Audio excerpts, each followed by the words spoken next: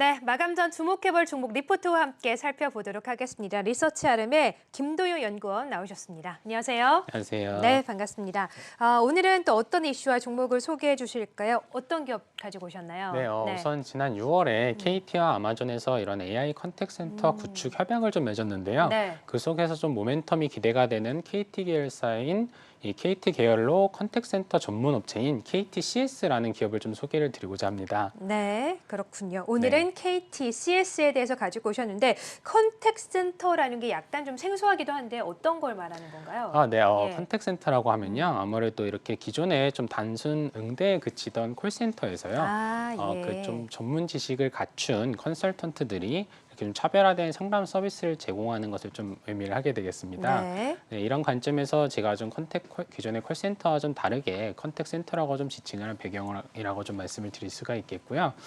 특히나 조금 이렇게 좀 전문적인 지식을 통해서 상담 과정에서 이렇게 고객에 필요한 상품이나 제품까지 좀 안내를 해줄 수 있는 그런 좀 전문 컨설턴트들이 좀 이렇게 위치한 그런 컨택센터라고 좀 볼 수가 있겠습니다. 네, 그렇군요. 자, 컨택센터가 이제 쉽게 말하면 콜센터이고 콜센터 개념에다가 전문 컨설턴트와 마케팅을 함께 진행하는 걸 이제 컨택센터라고도 지칭을 하는 거군요. 네. 말씀해 주신 것처럼 KT와 아마존이 또 최근에 협약을 맺었다고 말씀하셨는데 어떤 협약이었고 그 안에서 KTCS가 어떤 역할을 좀 하게 되는 걸까요? 네, 네. 우선 KT와 아마존이 진행하고 있는 음. 사업을 조금 말씀을 드려보겠습니다. KT 같은 경우에는 지난해부터 기업 고객을 대상으로 이런 AI가 목소리 인증부터 챗봇, 그런 가상 상담원의 기능을 수행할 수 있는 AI 상담원, AI 컨택센터 서비스를 판매 중입니다. 이걸 좀 KTCS가 계열사로 맡아서 좀 진행을 하고 있다고 보시면 되겠고요. 아마존 같은 경우에는 클라우드 기반의 콜센터인 아마존 커넥트를 좀 운영을 하고 있습니다. KT 관계자분에 따르면은 이런 AI 컨택센터 솔루션을 아마존 커넥트에 좀 접목을 하거나요. 아니면 반대로 이런 AI 컨택센터에 이런 그 아마존 웹 서비스의 클라우드를 좀 접목하는 방식으로 협력할 수 있을 것이라고 좀 언급했다는 그런 기사가 좀 전해지기도 했고요. 이렇게 좀 아마존 웹 서비스와 협력을 하게 됐을 때 이런 AI 상담원의 기능을 좀 상당히 좀 향상시킬 수 있는 그런 배경이 됩니다. 그렇기 때문에 상당히 좀 이런 역량이 좀 많이 증가한다 이렇게 좀 보실 수가 있겠고요. 특히나 최근에 이런 좀 콜센터들의 좀 대기 시간이 좀 상당히 길어지고 있습니다. 음. 최근에 제가 좀 직접 콜센터에 좀 전화를 많이 네, 해봤는데요. 전화할 일은 많죠, 뭐. 네, 네. 맞습니다. 아무래도 대기 시간이 좀 상당히 길어가지고 불편감을 좀 많이 느끼게 되더라고요. 아무래도 코로나19로 이렇게 좀 거리두기가 증가를 하면서 이렇게 좀 센터 내에서 재택근무가 좀 필요한 부분도 좀 있었을 것이고요. 이렇게 좀 필요한 전문 인력을 교육하는 데 필요한 그런 상황이나 그런 측면에서 봤을 때도 공급적인 측면이 늘어나기가 조금 힘들 수도 있었다. 이렇게 좀 말씀을 드릴 수가 있겠습니다. 이런 관점에서 봤을 때 이런 AI 컨택센터의 수요는 계속해서 증가할 것으로 판단이 되고요. 네. 또 이제 기존에 가지고 있던 AI 상담원 이런 구축 역량이 이런 아마존과의 협업을 통해서 역량이 좀 향상이 되게 되면 앞으로 이렇게 좀 커지는 시장에서 동사의 역할을 좀 확대도 기대해 볼 수 있는 부분이다. 이렇게 좀 말씀을 드릴 수 있겠습니다. 네. 그러면 현재 기존 컨택센터 시장 현황이 어떤지도 궁금하고 그 안에서 이 KTCS는 어느 정도의 위치를 좀 차지하고 있나요? 네, 우선 예. 결론만 말씀드리면 국내 시장 점유율 1위 업체이고요. 네, 예. 맞습니다. 아무래도 이렇게 좀 숙련된 인재들이 좀 많이 필요하게 됩니다. 아무래도 단순한 응대보다 나아가서 이런 전문적인 상담 서비스도 좀 진행을 하기 때문에요. 거기다가 이렇게 좀 성과 관리도 상당히 좀 어려운 부분이 있어서요. 이렇게 좀 컨택센터를 효율적으로 운영하기 위한 아웃소싱 수요가 좀 상당히 증가를 하고 있던 그런 시장입니다. 이외에도 최근에는 카카오톡이나 SNS 같은 신규 채널을 통한 고객들의 문의가 증가를 하고 있는데요. 동사 같은 경우에는 앞서 말씀드렸다시피 AI, 챗봇 등 이런 것들을 모두 준비를 마쳐서 이런 신규 수요에도 충분히 대응을 할 수 있는 그런 상황이다. 이렇게 좀 말씀을 드릴 수가 있겠습니다. 시장 규모로 보면요. 사실 좀 생각보다 큰 시장이라고 좀 말씀을 드릴 수가 있겠습니다. 지난해 전체 시장 규모는 9조 원으로요. 2010년부터 2020년도까지 연평균 약 10%씩 성장하고 있는 고성장 시장이라고 좀 말씀을 드릴 수가 있겠고요. 이 중에서 약 4조 원 정도가 직영 시장, 그리고 약 5조 원 정도가 이런 아웃소싱 시장이라고 말씀을 드릴 수가 있겠습니다. 이렇게 좀 AI나 챗봇 등 급변하는 트렌드 변화 속에서 변화에 실패한 기존 콜센터 업체들 같은 경우에는 수익성이 좀 악화되는 모습도 좀 나타나고 있습니다. 하지만 동사 같은 경우에는 시장의 독보적 선발주자로서 상담사 전문성 강화 또는 이런 AI 등의 신기술 도입을 통해서 시장 점유율을 지속해서 확대해 나가고 있는 그런 모습이고요. 그렇기 때문에 2020년도 기준으로 국내 공공기관 및 지방자치단체 콜센터 수주 기준으로는 최다의 1위를 기록한 그런 이제 상황입니다. 네. 네, KT 유무선 센터의 안정적인 매출원을 좀 확보를 했고요. 거기에 기반을 해서 이렇게 좀 병원이나 공공기관까지 좀 사업 영역을 확대하고 있는 그런 모습입니다.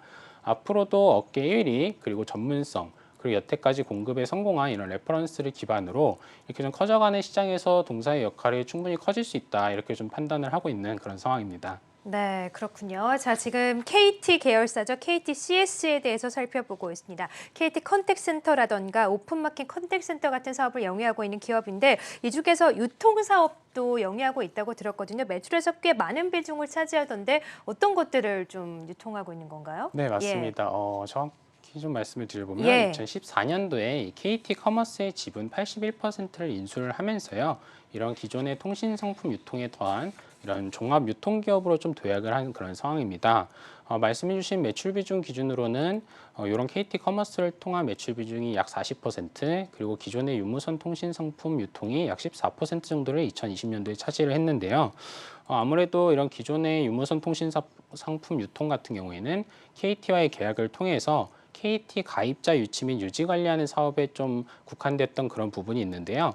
하지만 이 KT 커머스를 인수하고 나서부터는 이런 지입자재, 생활 및 주거에 들어가는 모든 품목을 좀 일컫는데요. 이런 지입자재물 플랫폼, 그리고 기업 복지물 서비스 등을 좀 제공을 하면서 성장을 하고 있는 그런 모습입니다. 최근에는 이런 사업들에서 더 나아가서 맞춤형 보험 컨설팅, 그리고 차량 등의 통합 렌탈 서비스 등에도 좀 신사업으로 진출을 하면서요. 올해부터 좀 외형 확장이 상당히 기대되는 모습이다. 이렇게 좀 말씀을 드릴 수가 있겠습니다. 또 한번 주목해 볼 만한 점은 숙박 유통 전문 기업인 네. 야놀자와의 업무 협약입니다.